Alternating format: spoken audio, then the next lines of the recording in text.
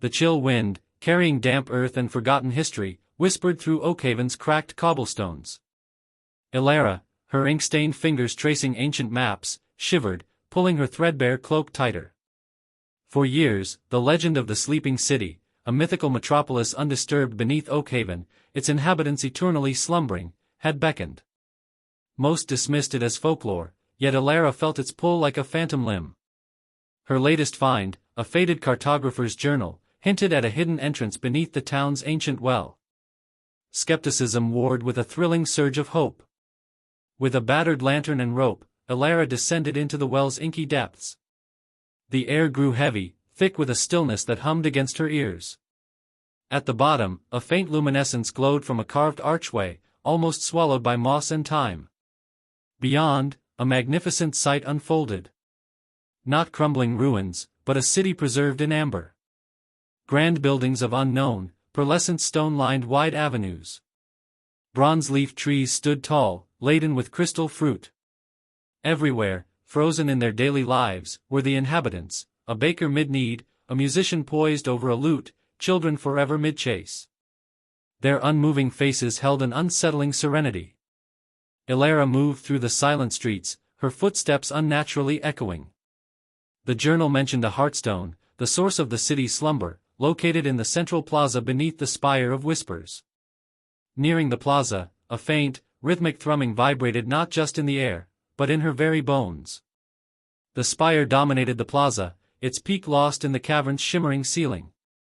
At its base, nestled among intricate carvings, pulsed the heartstone, a large, glowing crystal radiating a soft, golden light that washed over the sleeping citizens, bathing their expressions in its gentle glow.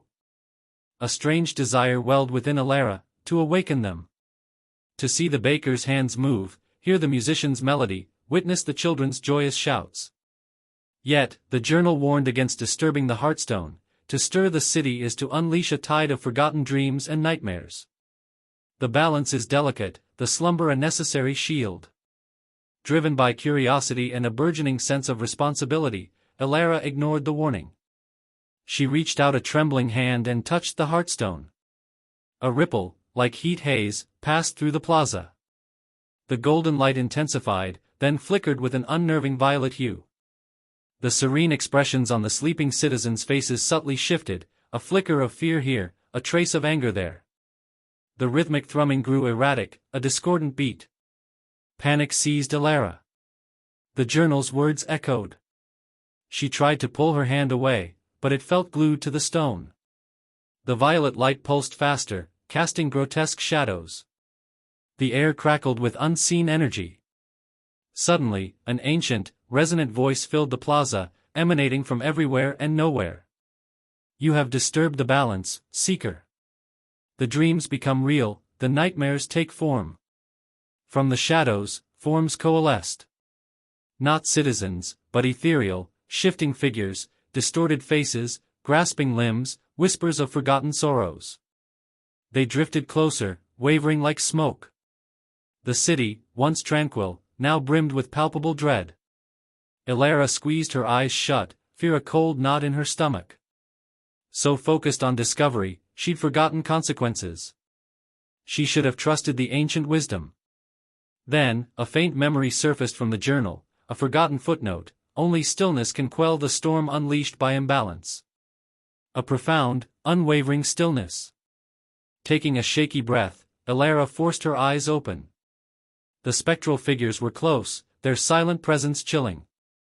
She closed her eyes again, not in fear, but concentration.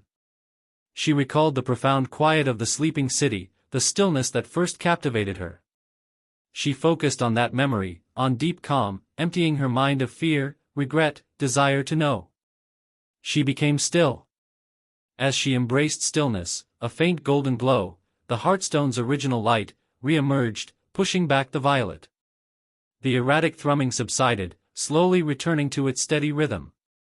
The spectral figures wavered, grew transparent, and dissolved back into shadows. When Elara opened her eyes, the city was as it had been. Citizens serene, bathed in gentle golden light. The heartstone pulsed steadily. She pulled her hand away, tingling energy lingering. She didn't try to awaken them again. She'd glimpsed the true power of their slumber, the delicate balance preserving them from something far worse. She left the sleeping city, the memory of its silent grandeur and terrifying awakening etched into her soul. Back in Oakhaven, the wind still whispered, but Alara heard it differently. It carried not just damp earth, but a deeper understanding. The greatest discoveries weren't always about unearthing secrets, but about respecting the delicate equilibrium of the world, seen and unseen. Sometimes, true wisdom lay in leaving things undisturbed, understanding that some slumbers are a necessary protection. Moral of the story: not all knowledge or discovery is meant to be disturbed. There's wisdom in respecting ancient boundaries and the delicate balance of things, as disturbing them can lead to unforeseen and potentially